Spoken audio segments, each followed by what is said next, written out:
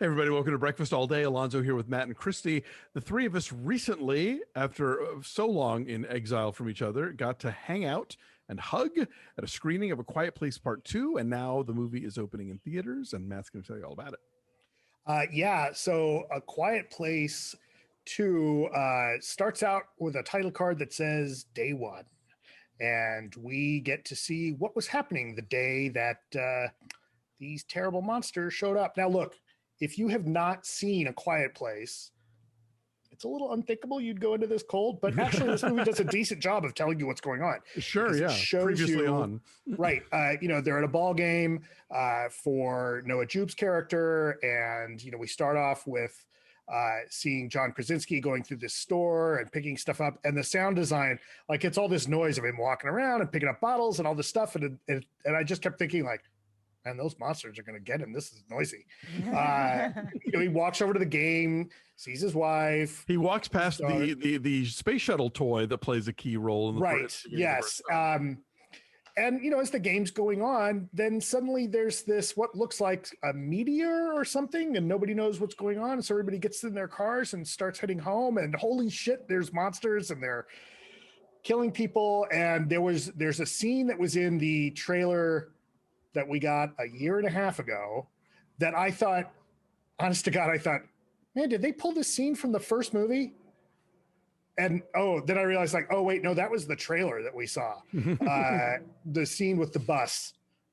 Incredible. Yes. Which is an incredibly shot scene, but I thought, I guess, yeah, no, it was wild that we'd seen that trailer so long ago. Then we cut so all this stuff goes down on the first day. Then we cut to another card that says day 400 something. And this story has now picked up right after, almost exactly after the events of the first film. And we see everybody, Emily Blunt and her family trying to survive. And, they've worked out their way to, maybe be able to take down a monster or two. And they run into, a former neighbor, Cillian Murphy, played by Cillian Murphy, who's been hiding out in a factory. And then it turns out there's some kind of maybe signal. And this movie is, they start out, I think that they start out with this kind of backstory to kind of see that first day, because I think otherwise there wouldn't be enough for a full feature film. And I think that's a smart move. And you have to introduce Cillian Murphy because he wasn't in the first movie. Right. You have to introduce Cillian Murphy. I think that, like the first one, the performances are terrific. The sound design here is great. Again, edge of my seat the whole time. I think that this is a really, really worthy successor to the first film. I think it's just as good. I had a really good time. It was frustrating that we had to sit so far apart because couldn't grab anyone's arm as it got scary. One of the things have your arm grabbed. I was going to be grabbing all kinds of parts. One of the things I like that Krasinski is able to do in this is he'll have three people doing something at once. Yes. All of which would be like, even just one person doing this thing, walking through a room or a road or whatever. It's like, oh shit, what's going to happen? But he's balancing three of them at a time. The parallel editing here is spot on. And even though he has to sort of geographically separate the main characters, they're all doing something that is akin to one another. So he's able to cut back and forth between them. And that's all handled masterfully, I thought. I might even like this one a little more than the first one, just because the first one, the experience of watching the first one in a theater with paying customers all being silent was fascinating and unforgettable. But like walking home from the theater, I was like, wait a minute, how would they, and what if the, like I started picking apart all these sort of logic things in the script. It was like, why, that doesn't make any sense. And there's a little bit of that here too. There's a lot less of that in this movie. And I'm sure there would be a temptation for a sequel to get really big and really overblown and like really kind of just, show you the whole planet and how it's affected by the and they expand the map the tiniest bit. A few other people and a little bit more out of their way, but like geographically speaking, we're still kind of in the same thing. And so like, I love that they don't like just outstretch it past its thing. This is this is essentially a really smart B movie. It's like it's got a really great gimmick that they exploit to the max, and that's, I think, Krasinski's gift. And I'm saying that it's a good thing. This is all a positive. And I think they very wisely, like, we're going to go a little bit further out than we were before, but we're not going to get nuts with it, and it all works. I think nothing could possibly match the experience of the original. And as you say, a lot of that is the novelty of that experience. Alonso, you weren't there, but Matt and I were there together at the giant press screening of the first A Quiet Place, in a packed auditorium at the ArcLight, and you could hear a pin drop, and it was just, you knew you were in for something really special. And this does not match that. I mean, it was cool to see it in a theater the way it's intended. That's definitely how they're marketing it. Go back to the movies now for this. And a year plus, John Krasinski was smart to say, let's wait a year. Let's get back together in a year. Let's not kick it down the road a few months at a time, the way so many other big releases from last year were treated. And so, it is a good opportunity to go back to the theater.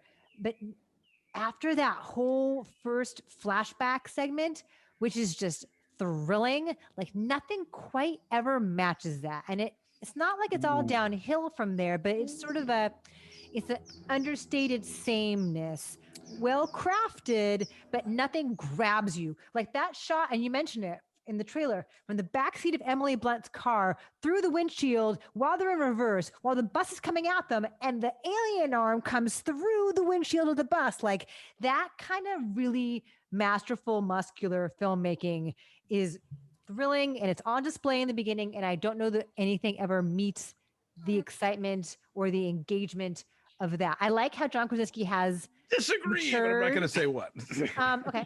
And we can talk about that later. But it's I do though see an evolution in John Krasinski's confidence as a filmmaker, and the craft is totally on display. A lot of really long one take shots. There's a beautiful shot, and it reminded me of The Handmaid's Tale, Alonso, where Millicent Simmonds is coming out of the place where she's staying, and it's an overhead shot of her. Yes. And the camera like comes around to her on the side, and it comes down alongside her as she's kneeling down on the ground. And I'm like, bravo, that was beautiful. And there's a lot of really elegant work like that. I love that the kids aren't just like pawns in Danger's way. No. They're crucial to how the story goes along. Yeah. They are crucial to everyone's survival.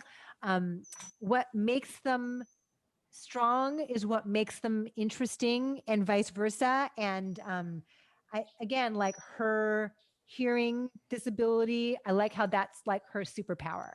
And it's so crucial to the way things play out here. Although this movie, I think, does a better job of showing how that's such a liability too with these creatures that hunt by sound, because she can't hear the mistakes that she might make, right? I like that a lot. The other thing I was really, really impressed with that Krasinski does here is that he'll pick up a thread that you didn't even know that he dropped. Like, we constantly joke about Chekhov's blank, and there's at least 3 of them in here, but you never see it. Like, he's subtle with them. Like, they don't make them obvious. One of them is such a throwaway that when it actually turns out to be a thing, it's like, oh, holy shit. And I know what you mean. Yeah. And he's got sole screenwriting credit this time, right? Also, in addition to I really dug this. And, if this is going to be a trilogy and we open things up just a little more, I'm down with that. I think this is a great sequel. Yeah. I'm saying 7.4. Alonso, I had some questions the more I thought about it, about how did that thing get there? And we can talk about that later on. Okay, fair enough. I gave it a 7.8, and I just want to shout out Michael P. Shaver is the editor here, and he does really great work. Okay.